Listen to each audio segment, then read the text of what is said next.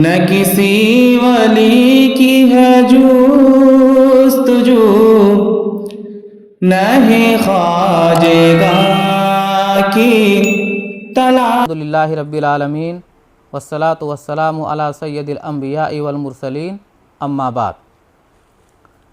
اس میں غیر متمکن کی تیسری قسم، اس میں موصول۔ اس میں موصول کی تعریف کیا ہے؟ اس میں موصول کی تعریف ہے وہ اسم ہے کہ اس کے بعد ایک جملہ ہوتا ہے جو اس کا صلہ کہلاتا ہے، اور موصول صلہ مل کر کسی جملہ کا جز ہوتا ہے۔ تعریف آپ نے سن لیا۔ تعریف میں صاحب کتاب کہنا کیا چاہتے ہیں؟ صاحب کتاب یہ کہنا چاہتے ہیں کسی بھی جملے کا ایک جز اسم موصول اکیلے نہیں بنتا ہے، بلکہ اسم موصول کے بعد میں ایک جملہ ہوتا ہے۔ اسم موصول کے بعد جو جملہ ہوتا ہے وہ اسم موصول کا صلہ ہوتا ہے، پھر موصول اور صلہ مل کر کے کسی جملے کا جز بنتے ہیں۔ آئیے اس کو مثال سے سمجھتے ہیں۔ موصول کی مثال سمجھنے سے پہلے ایک دوسری مثال دیتے ہیں تاکہ بات کو سمجھنے میں آسانی ہو۔ اب آپ دیکھیے، جیسے ہے جاء زید الی البیت۔ اب اس جملے میں ایک جز جاء ہے، ایک جز زیدن ہے، ایک ہے الی اور ایک ہے البیت۔ دوسری مثال لیجئے، ضرب زید عمرا۔ اس مثال میں ایک جز ہے ضربہ، ایک جز ہے زید اور ایک جز ہے عمر۔ اب تیسری مثال دیکھیے، زید قائم۔ یہ یہاں پر دیکھیے ایک جز ہے زید اور ایک جز ہے قائم۔ اب تینوں مثالوں کو آپ دیکھیے، یہاں پر ضربہ فعل ہے اور زید یہ فاعل ہے اور عمر یہ مفعول ہے۔ یہاں پہ زید مبتدا ہے اور قائم یہ خبر ہے، اور یہ مل کر کے جملہ اسمیہ خبریہ ہوگا۔ یہ مل کر کے جملہ فعلیہ خبریہ ہوگا۔ اب یہاں دیکھیے، جاء یہ ایک جز ہے فعل، زید ایک جز ہے فاعل، الی ایک جز ہے حرف جر اور البیت ایک جز ہے مجرور۔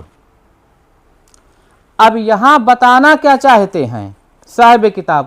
صاحب کتاب یہ بتانا چاہتے ہیں کہ اگر اس میں موصول فاعل بننا چاہے گا تو اس میں موصول اکیلے فاعل نہیں بنے گا، بلکہ اس میں موصول کے بعد ایک جملہ ہوگا اور وہ جملہ موصول کا صلہ ہوگا، پھر موصول صلہ سے مل کر کے تب ایک جز بنے گا۔ اب جیسے ایک جز فاعل ہے تو اس میں موصول بھی ایک جز فاعل بنتا ہے لیکن اکیلے نہیں بنتا ہے۔ یہاں دیکھو یہ کلمہ اکیلے بن گیا ہے۔ ایسے ہی اس میں موصول مفعول بنتا ہے لیکن اکیلے نہیں بنتا ہے۔ اب دیکھو یہاں اکیلے بن گیا ہے لیکن وہ اپنے صلہ کے ساتھ مل کر کے بنتا ہے۔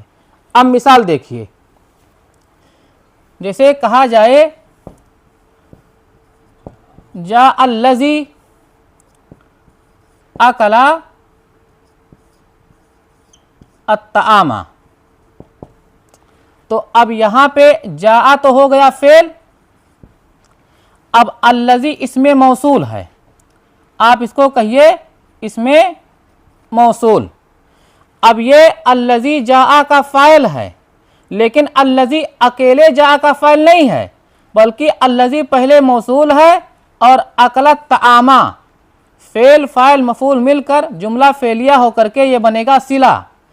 اب موصول اور صلہ مل کر کے تب فاعل ہے، یعنی یہاں پہ کہا کیا جا رہا ہے کہ اس میں موصول کسی بھی جملہ کا جز اکیلے نہیں بنتا ہے۔ اب دیکھو اس جملے میں کتنے جز ہوئے، ایک جز فعل ہوا، ایک فاعل ہوا، تو فاعل جو ہے یہ الذی اکلت طعام مل کر کے بنا ہے، اکیلے الذی نہیں بنا ہے۔ گویا اس میں موصول اکیلے جز نہیں بنا ہے، بلکہ اس میں موصول کے بعد دیکھو ایک جملہ ہے، جملہ فعلیہ، اس میں موصول کا یہ جملہ صلہ بن رہا ہے۔ اب موصول اپنے صلہ سے مل کر کے تب اس جملے کا ایک جز بنا، گویا اس میں موصول اکیلے ایک جز نہیں بنے گا۔ یہ ہوئی مثال فاعل کی۔ اب ایسے ہی آپ دیکھیے مفعول کی مثال کہ اس میں موصول مفعول بھی بنتا ہے لیکن اکیلے نہیں، اپنے صلہ سے مل کر کے۔ جیسے آپ کہیں رأیت الذی نجح فی الاختبار، میں نے اسے دیکھا جو امتحان میں کامیاب ہوا۔ اب رأیت فعل انا ضمیر فاعل،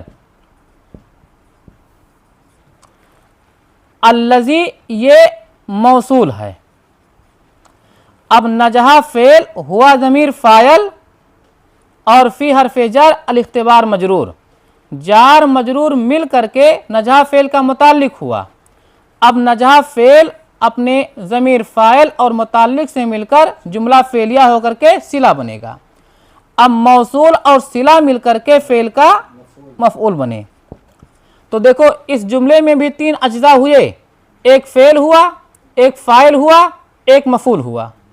فاعل اسی کے اندر پوشیدہ ہے انا ضمیر کی شکل میں۔